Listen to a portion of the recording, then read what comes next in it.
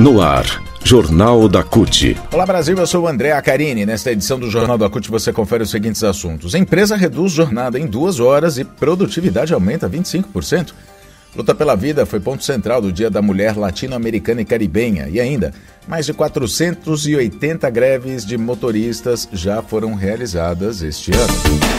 Rádio CUT. Aqui, a classe trabalhadora tem voz. Acesse pelo site www.cut.org.br.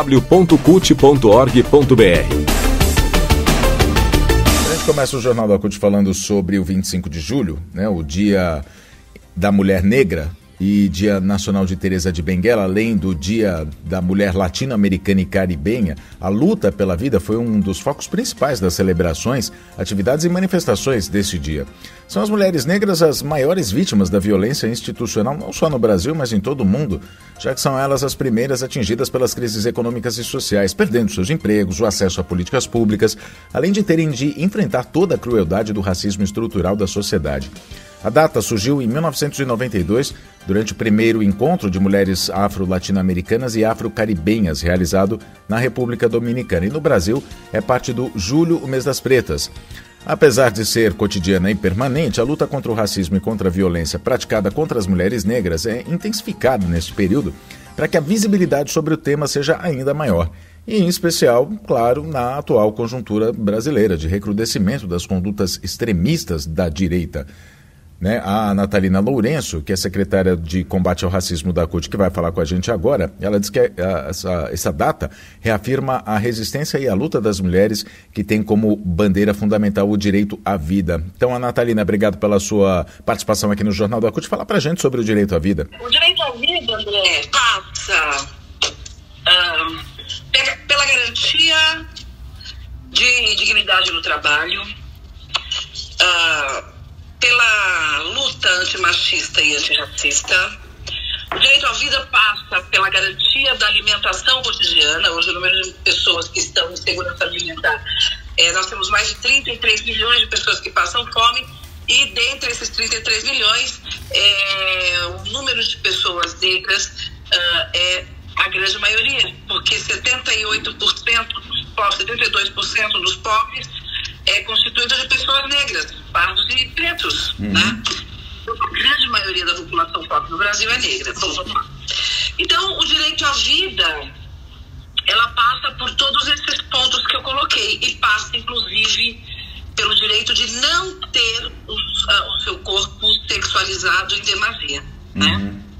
Portanto, o 25 de julho é um dia de resistência e de reafirmar que a pauta do direito à vida é imprescindível nesse momento. Agora, a gente sabe que o que permeia, essa violência toda contra a mulher negra, enfim, toda a condição por qual ela passa na nossa sociedade, o que permeia isso, o que tem que haver, na verdade, é o combate ao racismo, né? Vamos falar sobre racismo.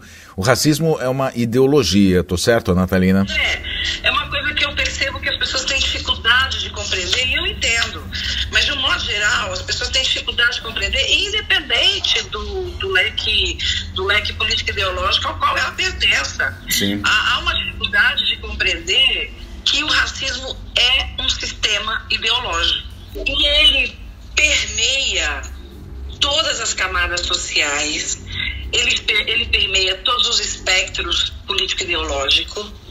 Então, ele organiza a forma que estrutura o pensamento, a forma de pensar das pessoas, como as pessoas veem a vida,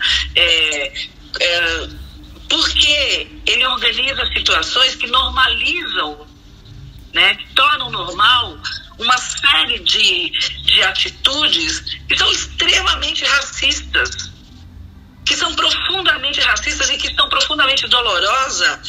Então,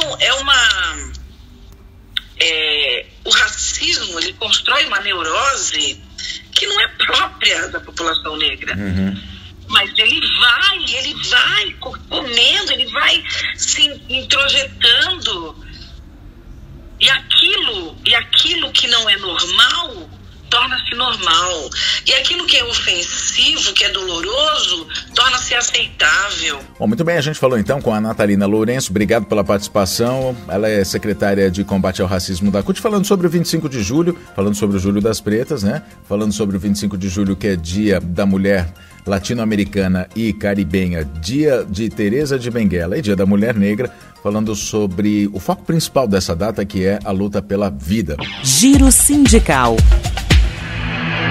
Sobre greves agora, desde o ano de 2020, o serviço de transporte público no Brasil vem enfrentando uma crise sem precedentes e quem precisa se deslocar a trabalho ou para compromissos está entre os maiores prejudicados. Claro, além dos trabalhadores que ficam sem direitos, ficam sem reajustes salariais.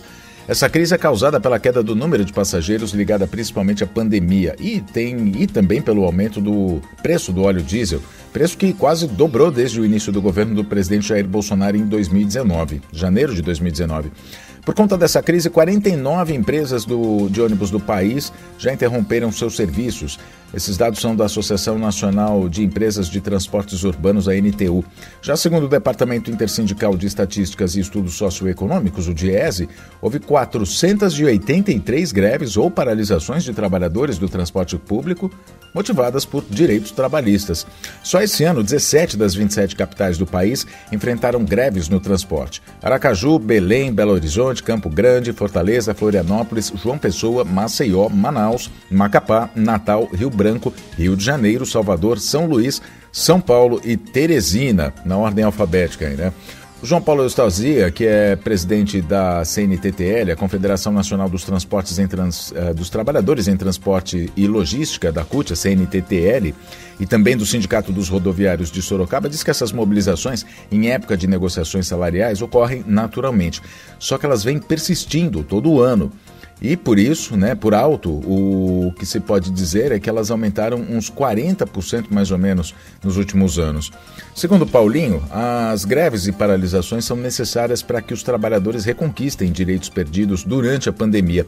Segundo ele, como o período de isolamento social reduziu a demanda por transporte público, muitas companhias acabaram reduzindo a carga horária dos funcionários e com isso também os salários.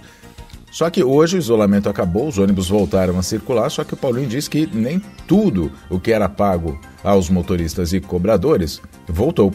Em São Paulo, por exemplo, trabalhadores do transporte público cruzaram os braços no mês de junho para recuperar direitos. A greve reduziu a circulação de ônibus, fechou terminais de integração, forçou a prefeitura, inclusive, a suspender o rodízio de automóveis. No fim, a negociação do sindicato acabou entrando num acordo com os trabalhadores que recuperaram alguns direitos, por isso a importância da mobilização dos trabalhadores para que mantenham pelo menos os seus direitos. Mundo do Trabalho. E uma experiência que tem dado certo em alguns países do mundo começa a ser mais aplicada no Brasil. A redução da jornada de trabalho sem prejuízo aos salários dos trabalhadores. Lá fora, muitas empresas, em alguns países, já têm reduzido, por exemplo, a jornada de 5 para 4 dias por semana e têm conseguido resultados com isso.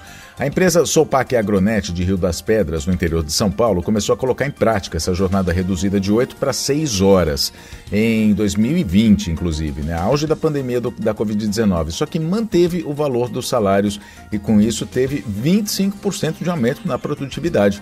O resultado foi sentido também na saúde dos trabalhadores, que reduziram o número de atestados médicos entregues para justificar faltas, porque, segundo a diretora Alda Maria Carr, agora há um tempo a mais de folga que eles podem usar para cuidar mais da saúde, fazer tratamentos, para além de apenas emergências médicas.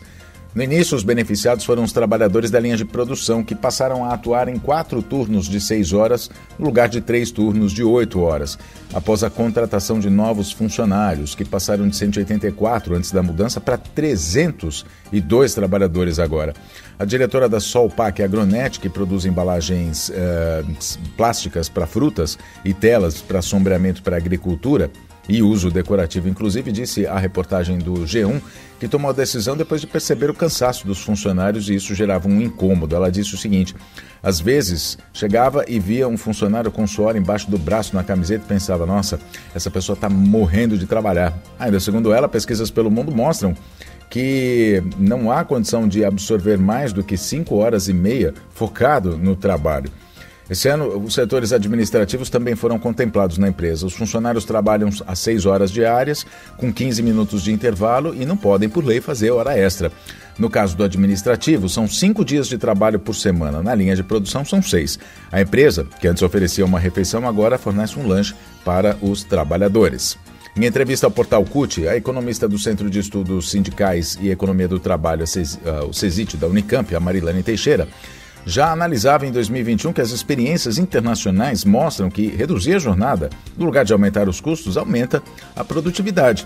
As pessoas trabalham mais felizes, mais satisfeitas, e o que se faz em 44 horas, se faz em 40 horas. O que se faz em 5 dias, se faz em 4.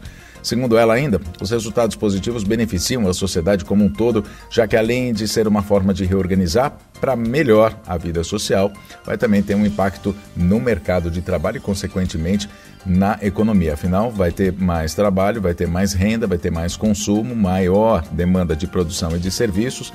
Com jornadas reduzidas, empresas vão contratar mais trabalhadores e, é claro, não resolve o problema do desemprego, já que tem uma competição forte no mercado de trabalho com o avanço da tecnologia, só que ela diz, a Marilane Teixeira, que é um caminho a ser trilhado para diminuir os níveis de desemprego que existem hoje.